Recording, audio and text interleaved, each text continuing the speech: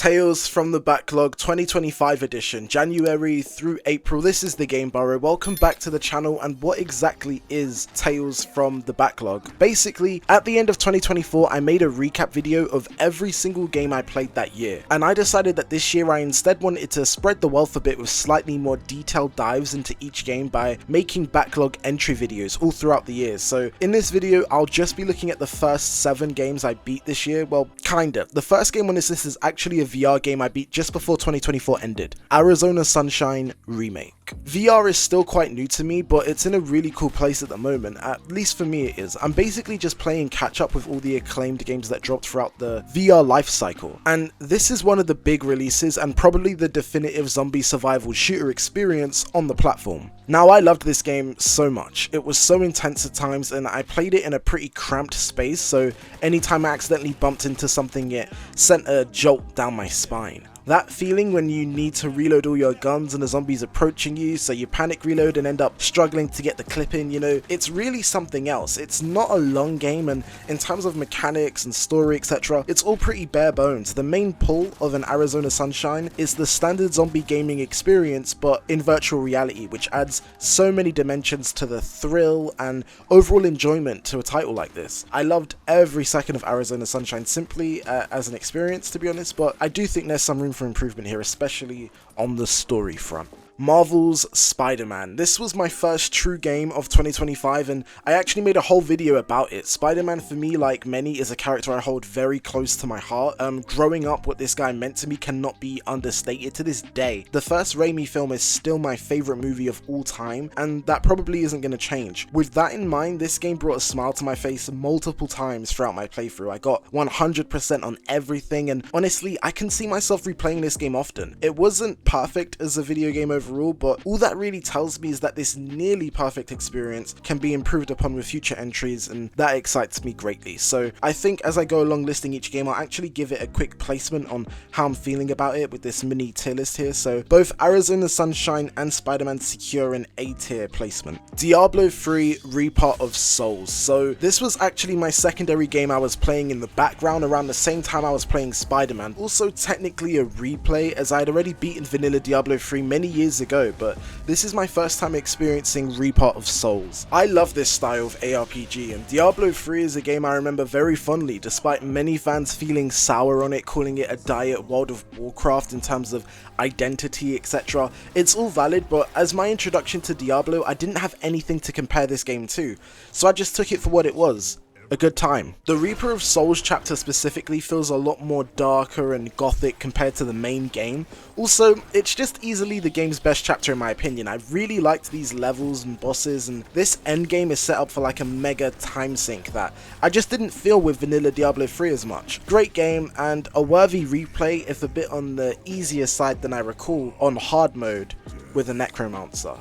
This one's getting a B. Indiana Jones and the Great Circle. Now, I'm not the biggest Indiana Jones fan by any means, but I do really enjoy those movies, especially The Last Crusade, and this game is the greatest Indiana Jones film that was never made, until now. The fact that I do genuinely have a love for Indiana Jones undoubtedly amplifies this overall experience, but just on an objective gameplay front, these puzzles, these tombs, this story, this world, these performances, all top draw, and the visual fidelity here, it really packs a hefty punch, and just as well it came bundled for free with my RTX 4070 purchase. But all that aside, the biggest compliment I can truly give this game is it's big. That's not something that would often entice me when it comes to gaming, but in this sense, big doesn't mean filler. It doesn't mean wasting your time. In the Great Circle, big means lived in, it means expansive, it means player choice, it means scale, it means everything this game set out to do, it does epically with nothing held back. A game that lives up to the title. The Great Circle is great. Lego 2K Drive. I was really excited for this one. Lego games kind of function as my breather between more intense gaming experiences, and from what I saw, this all looked super solid. Big Lego Forza Horizon vibes I was getting, but off the rip, I was having performance issues with this one. I struggled to find a fix, but eventually it seemed to just sort itself out down the line. Those initial few hours though, I was seeing dips to 4 frames per second once every few minutes, which, especially for a racing game, is a huge bummer. That That aside, once I was able to fully enjoy everything this game was attempting to do, I still found myself a little disappointed. Whilst it is a visual treat for the eyes and absolutely filled with a diverse variety of content to enjoy, I kind of just relegated this to a podcast game. I did win all my races pretty much on first attempt, but there was some challenge there. The different vehicle types made for a dynamic gameplay loop, but still the base game was ultimately just visual background for me as I listened to podcasts or watched YouTube videos. I have no desire to continue playing upon rolling credits here, but I do sense I might want the visual stimulation of a LEGO 2K Drive down the line maybe, if Sacred Symbols drop another 6-hour episode, but this one's getting a C. Spider-Man Miles Morales. Now, this game, like the first Spider-Man entry, got a dedicated video on my channel where I really pondered the potential of this character, and I'm a big Miles Morales fan, and as a fan I was satisfied with this game. It isn't a perfect follow-up, but does see significant improvements over the original in many areas, most importantly gameplay. The story, however, is a step down, and that's really what holds this game back in my view. Many gamers tend to prioritize gameplay first and foremost, with story being more of a priority with narrative-centric games like Life is Strange or Until Dawn. For me, I'm all about whatever the devs choose to prioritize, and because Miles Morales is clearly meant to be a narrative-heavy, cinematic, story-centric experience, I put the gameplay and story on equal footing in terms of importance. I don't expect Citizen Kane with Miles Morales, but Spider-Man has always told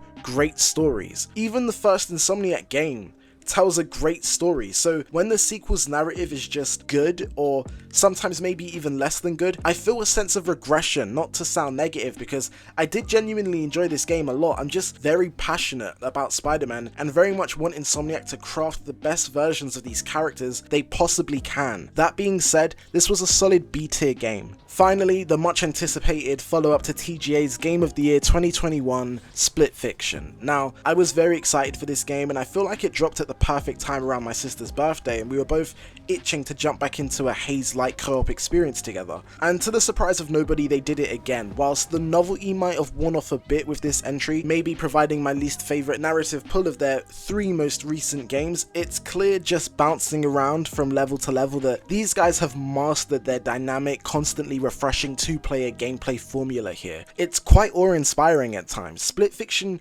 feels great to play and does provide slightly more challenge than their previous games, which I welcome. Not all levels are made equal. I found some leaving a little to be desired, and others felt like they overstayed their welcome. I really didn't care much for the characters or their arcs, but I'm all in on this game's spectacle. That last level in particular was phenomenal, and overall I'd say this game was another successful victory lap for what's becoming a juggernaut studio in gaming right now. Split Fiction can hold a solid B tier also. And that concludes my first Tales from the Backlog entry of 2025. Thanks for watching as always. It's often going to be a varied lineup of games with me because I just don't like playing a lot of the same type of stuff in quick succession. I just recently picked up a Steam Deck, so the next 7 games might be getting beat a lot quicker than the first 7, and as always, this has been the Game Burrow. Stick to gaming, I always have.